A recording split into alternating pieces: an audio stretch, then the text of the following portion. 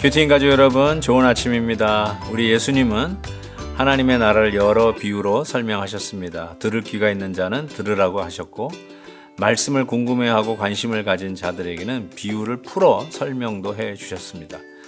그렇다면 앞서 묵상한 30배, 60배, 100배의 결실을 맺는 좋은 땅은 말씀에 대한 우리의 중심, 우리의 마음가짐이라고 설명할 수 있겠습니다. 사랑하는 큐티인 가족 여러분, 여러분은 예수님의 말씀에 얼마나 마음을 두고 계십니까? 오늘 우리가 관심을 가져야 할 하나님의 말씀은 마가복음 4장 26절에서 34절 말씀입니다. 또 이르시되 하나님의 나라는 사람이 씨를 땅에 뿌림과 같으니 그가 밤낮 자고 깨고 하는 중에 씨가 나서 자라되 어떻게 그리 되는지를 알지 못하느니라. 땅이 스스로 열매를 맺되 처음에는 싹이요 다음에는 이삭이요 그 다음에는 이삭의 충실한 곡식이라. 열매가 익으면 곧 낫을 대나니 이는 추수 때가 이르렀습니다. 또 이르시되 우리가 하나님의 나라를 어떻게 비교하며 또 무슨 비유로 나타낼까?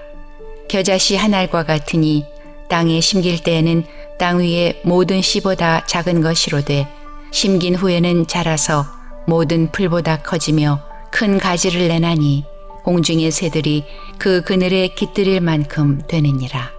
예수께서 이러한 많은 비유로 그들이 알아들을 수 있는 대로 말씀을 가르치시되 비유가 아니면 말씀하지 아니하시고 다만 혼자 계실 때에 그 제자들에게 모든 것을 해석하시더라. 오늘 말씀에 나타나는 비유는 두 가지의 이야기를 하고 있습니다. 하나는 이 씨 뿌리는 자의 비유를 통해서 하나님의 말씀이 분명하게 성장한다, 은밀하게 성장한다는 것을 이야기하고 있고요. 또 하나의 비유는 그 말씀이 반드시 자라서 작아 보이지만 하나님의 나라의 영역의 확장성을 이야기하고 있습니다. 먼저는 하나님의 나라가 어떠한 나라인가, 이 땅에 뿌려진 씨앗이 자고 일어나 보면은 성장해 있는 거예요. 안 자라는 것 같아요. 처음에는 보이지 않는 것 같습니다. 그러나 나중에 보니까 자라 있어요. 반드시 하나님의 말씀은 성장하게 되어 있습니다. 30년, 40년 신앙생활 하면은 더 이상 안 자라는 것 같죠. 실은 자라야 됩니다. 자라야 돼요. 고목나무가 돼도 자라나야 사는 것입니다.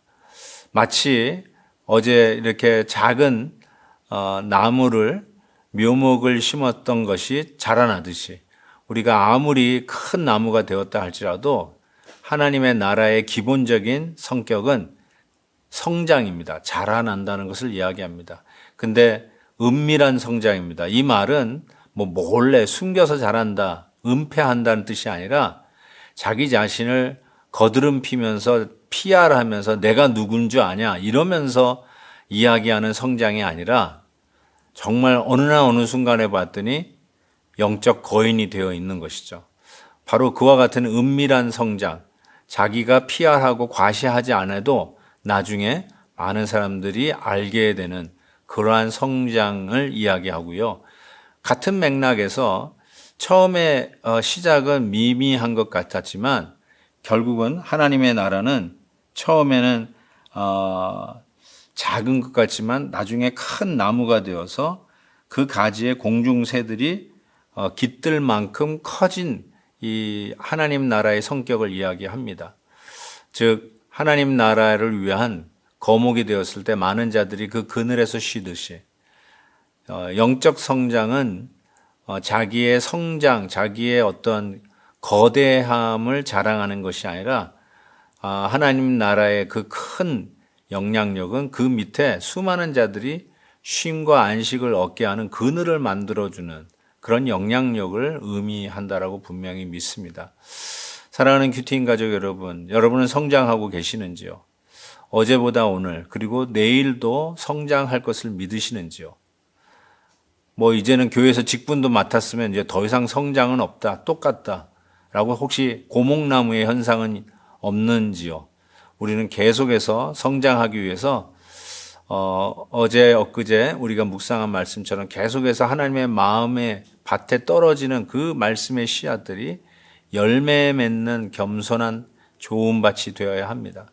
항상 말씀에 대한 기대와 사모함이 있어야 됩니다. 그리고 아멘으로 받아야 됩니다. 그리고 어떠한 상황의 변화에도 내가 뭐 3, 40년 예수 믿었다고 해서 더 이상 적용할 것이 없고 나는 다 알아 하고 뻔할 뻔짜야 하고 귀를 닫는 자들이 아니라 오늘도 나에게 주시는 생명의 말씀 때문에 내가 자라간다는 사실을 꼭 인정하고 그와 같은 겸손한 자세로 하나님의 말씀을 받아야 된다라고 분명히 믿습니다. 그리고 오늘 이 말씀 속에서 한 가지 짚고 넘어갈 것은 비유로 말씀해 주시는 그 비유의 기능 중에 하나가 잘 설명해 주는 기능뿐 아니라 실은 외인들에 대해서는 감추는 기능에 대해서 이야기하고 있어요. 그러니까 못 알아듣게 만드는 것이죠. 그런데 제자들은 그 비유에 대해서 꼭 다시 물었어요. 물으니까 예수님께서 그 씨 뿌리는 비유, 그 30배, 60배, 100배의 열매를 맺는 뭐 돌밭, 그리고 이 길가에 떨어진 거, 가시떨기에 떨어진 거, 좋은 밭은 무슨 의미냐고 물어볼 때 예수님이 설명해 준 것처럼 오늘 본문 말씀에서도 제자들이 이 비유가 어떤 의미입니까 하니까 예수님이 가르쳐 주기 시작하세요. 저는 이와 같이 주님에게 묻는 자세가 얼마나 필요한지 깨닫습니다. 다 배웠다라고 생각하는 사람들은 더 이상 배울 수가 없어요. 그래서 우리에게 가장 중요한 영적 겸손한 상태는 여러분의 마음이 과연 teachable한가? 제가 이 단어를 너무 좋아합니다. Are you teachable?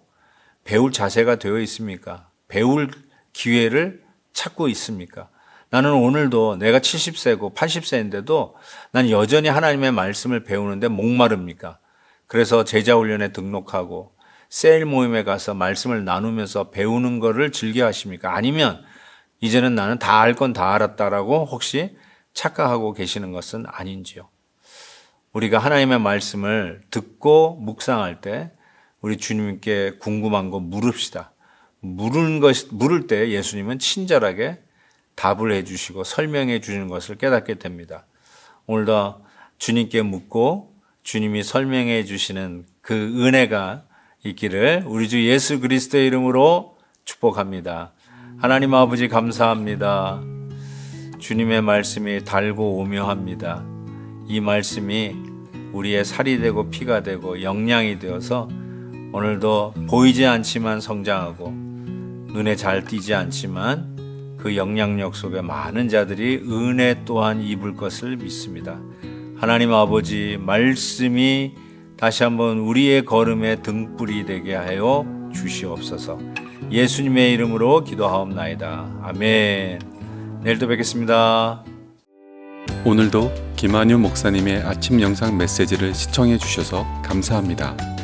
큐티인 교재는 www.qtin.org에서 구매 가능하며 자세한 사항은 큐티인 홈페이지를 참고해 주시기 바랍니다.